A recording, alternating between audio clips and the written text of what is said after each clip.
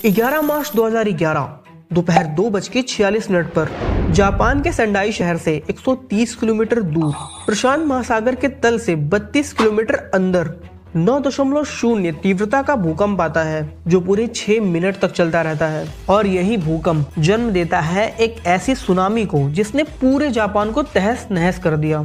अब भूकंप और सुनामी को रोकना तो अभी हम ह्यूमन की पहुंच से बहुत दूर है, पर क्या हम इससे होने वाले जान माल के नुकसान को कम कर सकते हैं? कुछ ऐसा ही करने की कोशिश अभी जापान कर रहा है, ये the great wall of Japan बनाकर।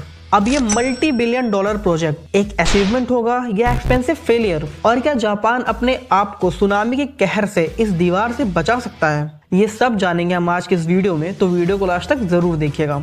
आपको ये जानकर आश्चर्य होगा कि हर साल जापान में हजारों भूकंप आते हैं, पर यहाँ सवाल ये कि आखिर जापान में इतने भूकंप आते ही क्यों हैं?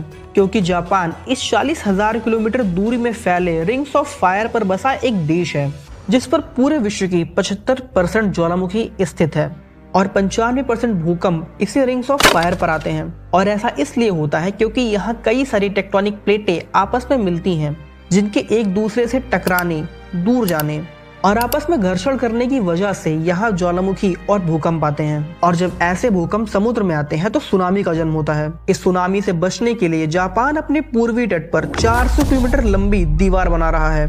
ये सी वॉल्स बहुत पहले से ही जापान के कोस्टल डिफेंस सिस्टम का हिस्सा रही हैं।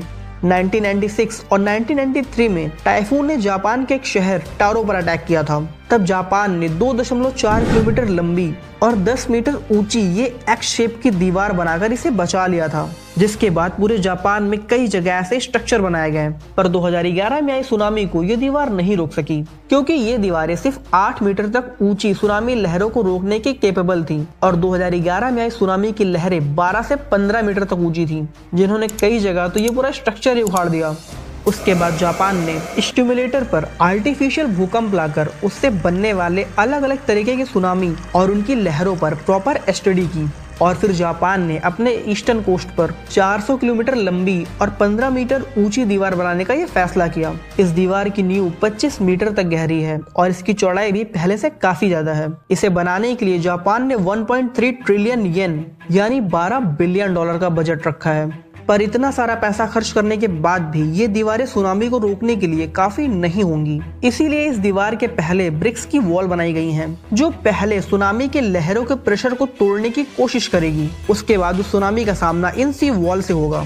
और कुछ जगहों पर तो इन सी वॉल को ऐसे कर्व शेप में बनाया गया है, जो पानी को यू टर्न कराकर उसके प्रेशर को तोड़ने का काम करेगी। पर इतना सब कुछ करने के बाद भी अगर सुनामी इन वॉल को पार करके अंदर आ जाए तो क्या होगा? 2011 में आई सुनामी में ये देखा गया कि पानी बाढ़ के रूप में शहर के अंदर चला गया और वापस जाते वक्त जो भी उसके रास्ते में आया वो समुद्र में ही चला गया। इसीलिए अब जापान में हॉटस्पॉट पर इन सी वॉल के पीछे ऐसे सुनामी मिटिगेशन पार्क बनाए जा रहे हैं, जिनमें फंसकर चीजें समुद्र की ओर खींचने से बच सकेंगी। बट शायद आपको ये जानकर बहुत बुरा लगेगा कि इतना सब कुछ करने के बाद भी जापान सिर्फ लेवल 1 के सुनामी को रोक पाएगा, लेवल 2 के सुनामी को नहीं।